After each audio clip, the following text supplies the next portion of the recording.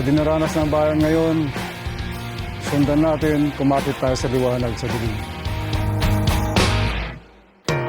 Entabladong Malaya ay para sa inyo, para sa ating lahat. Patuloy nating suportahan ang sining na malaya, makatao at makabuluhan. Maraming salamat sa pagditiwala at sa pakikiisa. Mabuhay ang sining, mabuhay ang malayang entablado. Ikaw ang magsasabing kaya mo to, tulad ng isang tanglaw sa gitna ng bagyo.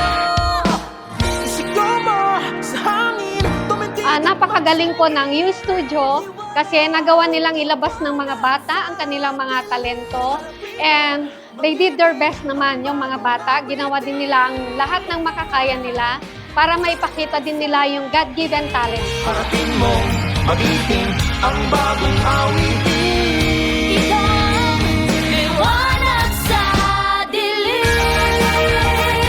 Liwanag sa Nag-practice po kami sa mga kailangan po namin practice for this performance na for every day po, non-stop. So we could do our performances well and with no mistakes.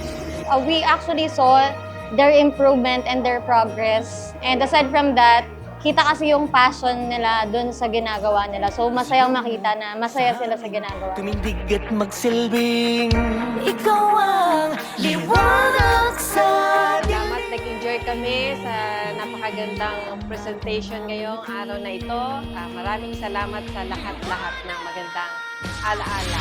Isigaw mo sa hangin, tumindig at magsilbing. Liwanag, liwanag sa dilim. Harapin mo, magiting ang bagong awitin. Mabilis siyang natuto kahit na nagsisimula pa lang. Hopefully, mas mag-grow pa siya as a drummer. Sa tulong ng U Studio, nakapagsimula si Yuan para sa kanyang drum career. Kayo po, mga bata, ang tunay na bayani ngayong araw.